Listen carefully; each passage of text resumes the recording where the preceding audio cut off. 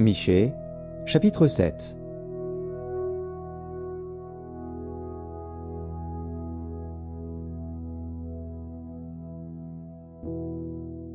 Malheur à moi, car je suis comme à la récolte des fruits, comme au grappillage après la vendange. Il n'y a point de grappe à manger, point de ces primeurs que mon âme désire. L'homme de bien a disparu du pays, et il n'y a plus de juste parmi les hommes. Ils sont tous en embuscade pour verser le sang, chacun tend un piège à son frère. Leurs mains sont habiles à faire le mal. Le prince a des exigences, le juge réclame un salaire, le grand manifeste son avidité, et ils font ainsi cause commune. Le meilleur d'entre eux est comme une ronce, le plus droit pire qu'un buisson d'épines. Le jour annoncé par tes prophètes, ton châtiment approche. C'est alors qu'ils seront dans la confusion. Ne crois pas à un ami, ne te fie pas à un intime. Devant celle qui repose sur ton sein, garde les portes de ta bouche.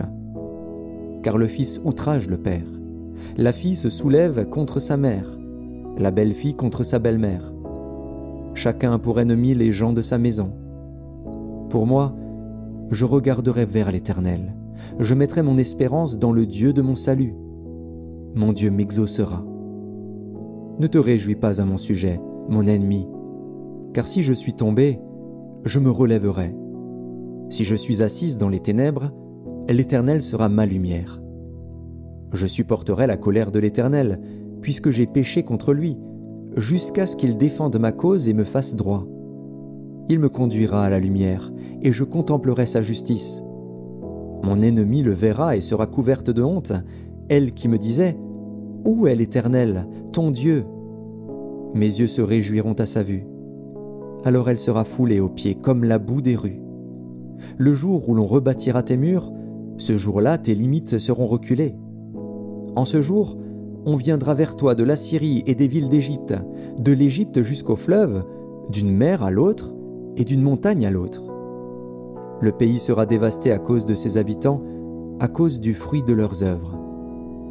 Paie ton peuple avec ta houlette, le troupeau de ton héritage, qui habite solitaire dans la forêt au milieu du Carmel. Qu'il paisse sur le Basan et en Galaad, comme au jour d'autrefois. Comme au jour où tu sortis du pays d'Égypte, je te ferai voir des prodiges. Les nations le verront et seront confuses, avec toute leur puissance. Elles mettront la main sur la bouche, leurs oreilles seront assourdies. Elles lécheront la poussière, comme le serpent, comme les reptiles de la terre. Elles seront saisies de frayeur hors de leur forteresse. Elles trembleront devant l'Éternel, notre Dieu. Elles te craindront. Quel Dieu est semblable à toi, qui pardonne l'iniquité, qui oublie les péchés du reste de ton héritage? Il ne garde pas sa colère à toujours, car il prend plaisir à la miséricorde. Il aura encore compassion de nous, il mettra sous ses pieds nos iniquités. Tu jetteras au fond de la mer tous leurs péchés. Tu témoigneras de la fidélité à Jacob, de la bonté à Abraham, comme tu l'as juré à nos pères au jour d'autrefois.